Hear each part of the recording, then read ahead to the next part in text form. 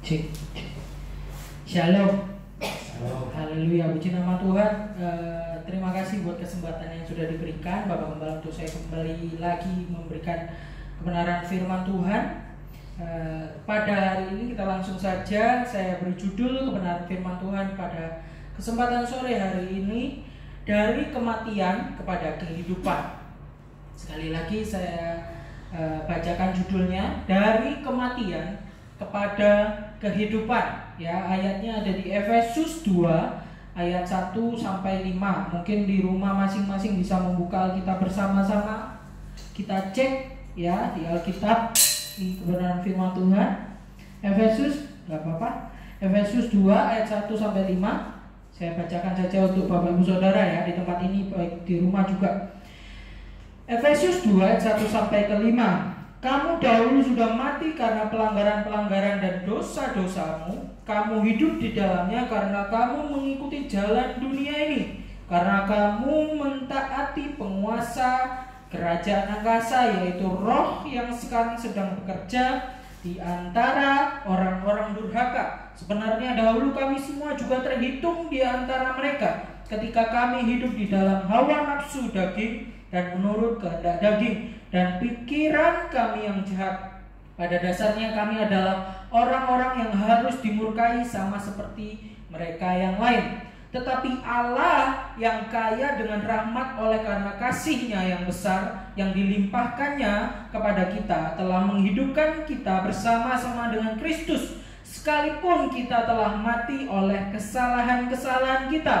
Oleh kasih karunia kamu diselamatkan. Katakan amin. Amin. Puji nama Tuhan. Katakan kanan kiri saudara. Kalau di rumah katakan bersama-sama kita ya. Kita sama-sama berkata, oleh kasih karunia kita diselamatkan. 2, 3. Oleh kasih karunia kita diselamatkan. Puji nama Tuhan. Ya, dari kematian kepada kehidupan. Kalau kita belajar ayat ini, Efesus 2 ayat 1 sampai 5 ya. Saya membagi dalam 2 poin, yaitu KB ya, bukan keluarga berencana. Tapi yang pertama K, keadaan manusia di dalam dosa. Ayat 1 sampai 3 ini berbicara tentang keadaan manusia di dalam dosa. Poin yang kedua saya berikan B, yaitu bersama Kristus ada pengharapan. Bersama Kristus ada pengharapan. Ayat 4 dan ayat yang kelima. Ya, kita masuk dalam poin yang pertama. Sebelumnya saya sedikit bahas tentang dosa ya. Hampir semua orang yang religius, umat baik orang Kristen dan di luar itu, menyadari ya bahwa dunia ini bukanlah tempat yang sempurna. Penuh masalah, penuh celaka, penuh ya, kita tahu semua. Bahkan hari-hari ini kita juga tahu ya, ada hal-hal yang wah begitu menyusahkan ya. Ada yang salah dengan dunia ini. Manusia memerlukan solusi atas persoalan ini. Ya, bahkan di antara kita juga meyakini bahwa dosa adalah persoalannya. Ya, sebagian besar mikir wah dosa adalah persoalannya. Ketika Adam jatuh dalam dosa, ya itu yang membuat dunia ini hancur. Tapi tidak semuanya memahami keseriusan dosa dengan cara yang sama. Ada yang menganggap oh ya udah dosa ya sudah selesai. Ada yang menganggap dosa sebagai ketidaktahuan. Oh nggak tahu terus harus dikasih tahu, selesai. Ada yang bilang kalau menganggap dosa itu hanya sebagai ketidaktaatan. Ya udah kalau tidak taat dikasih aturan supaya menjadi taat, selesai ya. Dosa kalau secara alkitabiah melihat dosa secara lebih serius. Gak cuma setelah kita oh nggak tahu dikasih tahu terus jadi tahu, selesai. Terus cuma sekedar ketidaktaatan terus dikasih aturan lalu jadi taat. Bukan. Dosa lebih serius daripada itu. Ya, persoalan manusia bukan tidak tahu, tetapi tidak mau tahu. Nah, itu lebih serius saudara. Bukan ketidakmauan, tetapi ketidakmampuan untuk tidak berbuat dosa. Sangat serius, sangat memprihatinkan. Ya, seberapa dalamkah keadaan manusia di dalam dosa? Kalau ayat lain berkata ya, kebaikan manusia, kealiman manusia itu seperti kain kotor di hadapan Tuhan. Ya, manusia teralim di dunia itu seperti kain kotor di hadapan Tuhan. Kalau orang anggapnya kain kotor itu gombal ya. Sebenarnya enggak. Kalau dalam bahasa asli, kalau kita lihat sejarahnya, yang dimaksud kain kotor di situ, kalau maaf berbicara ya, LAI itu mensopankan ya kata-katanya biar lebih lembut, lebih halus, jadi dibilang kain kotor. Kalau zaman itu kain kotor yang dimaksud adalah, maaf berbicara, kalau wanita biasanya datang bulan ya kan pakai pembalut ya. Ya, yang dimaksud kain kotor itu, saudara. Jadi zaman itu adalah dianggap najis kalau darahnya mens lagi datang bulan seperti itu. Jadi begitu alimnya manusia pun di hadapan Tuhan tetap najis, tetap kotor. Jadi siapa yang bisa menyelamatkan kita, saudara? Apakah manusia dapat menyelamatkan dirinya sendiri? Ataukah mereka memang benar-benar membutuhkan juru selamat? Ya, tanda tanya besar buat kita semua. Tapi kita akan belajar bagaimana poin yang pertama, keadaan manusia di dalam dosa. Kita sama-sama masuk dalam firman Tuhan, keadaan manusia di dalam dosa, ayat yang pertama sampai yang ketiga ya. Tadi saya sudah bacakan, tapi boleh saya bacakan lagi supaya kita lebih mengerti lagi. Kamu dahulu sudah mati karena pelanggaran-pelanggaran dan dosa. Gak dibilang kamu ya, setelah kamu ada lagi nanti. Ayat yang selanjutnya, ayat yang kedua, ayat kedua 1 sampai 2, kalian ya.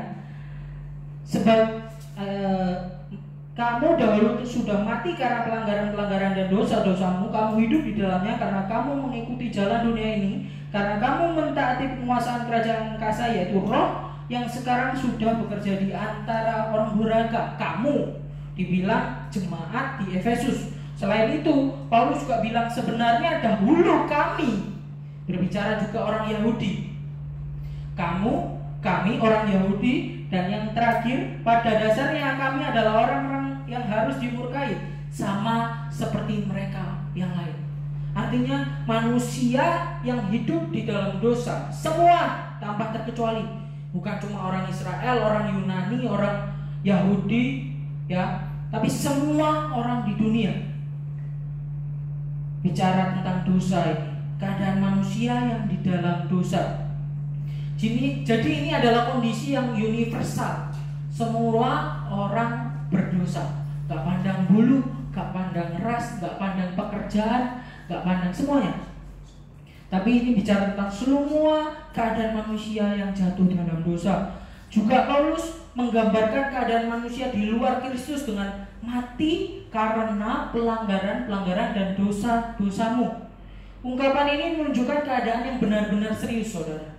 Jadi mati, istilah mati menunjukkan satu pengertian tentang ketidakberdayaan. Kalau cuma sakit, pingsan, kita masih bisa bangun lagi atau melakukan lagi. Tapi kata-kata mati ini berbicara tentang ketidakberdayaan manusia akan dosa ini. Dan kata pelanggaran menyiratkan tindakan yang melampaui suatu batasan. Ketika kita melakukan dosa, ketika kita lahir ke dunia, kita sudah membawa namanya natur dosa. Itu sangat susah, saudara, untuk kita lawan kalau kita pakai kekuatan sendiri. Ya, bentuk terus ada lagi ya, bentuk jamak yang digunakan satu kata ini ya menyiratkan jumlah kesalahan yang banyak, pelanggaran. Jadi pelanggaran yang kita lakukan itu bukan cuma sesuatu yang kita buat kelihatan besar, membunuh, berzina, mencuri, enggak. Tapi setiap aspek hidup kita, ketika kita di luar Kristus, ketika kita keadaan manusia sebelum mengenal Kristus, ketika keadaan manusia sebelum ada anugerah itu mengerikan, saudara. Saya kasih salah satu ilustrasi ya. Ketika kita ada seorang yang tidak bisa berenang, dia berenang di satu kolam, bukan berenang ya, kelelep, saudara ya, jatuh terus nggak bisa berenang. Apakah orang tersebut bisa menolong dirinya sendiri untuk naik ke atas dan akhirnya selamat? Tidak, saudara. Tapi ada orang yang di luar yang bisa berenang, yang harus turun ke dalam sungai itu untuk menyelamatkannya. Sama seperti itu, ketidakberdayaan kita terhadap dosa itu sungguh-sungguh sangat mencengkram. Bahkan kita diperbudak, kalau Roma mengatakan seperti itu. Ya, Paulus selanjutnya menerangkan keadaan di ayat 2 dan 3. Orang yang mati rohani adalah orang yang hidup di dalam dosa. Manusia tidak berdaya melawan kuasa dosa itu. Tadi saya sudah tekankan berulang-ulang. Paulus mengaitkan keadaan itu ya, kematian rohani yang membuat hidup berbuat dosa dengan 3 hal.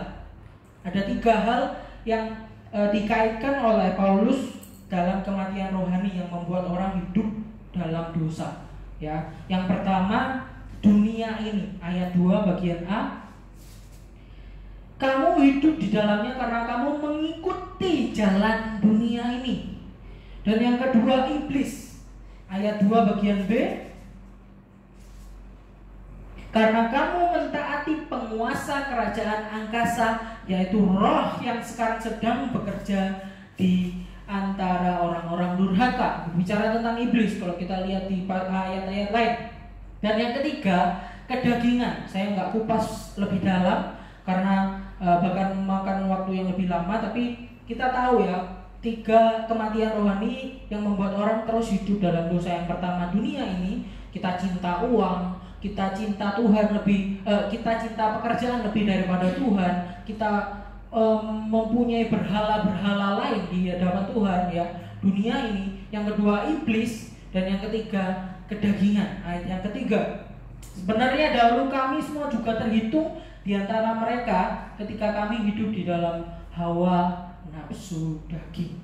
Jadi keadaan manusia ketika di dalam dosa sangat mengerikan ya, susah, bahkan bisa dibilang nggak bisa keluar ya. Tapi syukur pada Allah, kita masuk dalam poin yang kedua, bersama Kristus ada pengharapan. Ayat 1, 2, dan 3 berbicara bagaimana keadaan manusia di dalam dosa yang begitu mencengkram, yang bahkan kita nggak bisa keluar darinya. Dosa adalah bagai kenikmatan bagi kita, tapi syukur kepada Allah. Poin yang kedua, bersama Kristus ada pengharapan. Ayat 4 dan 5. Saya bacakan ayat 4 dan 5. Tetapi Allah yang kaya dengan rahmat oleh karena kasih-Nya yang besar yang dilimpahkannya kepada kita telah menghidupkan kita bersama-sama dengan Kristus, sekalipun kita telah mati oleh kesalahan-kesalahan kita. Bersama Kristus ada pengharapan. Meskipun yang dulu kita sudah mati, tapi ada kebangkitan. Jadi kalau orang mati, saudara, dipanggil nggak nyaut ya kan, saudara. Logikanya seperti itu. Ketika kita mati, ada panggilan Tuhan, ya kita nggak bisa dengar karena mati.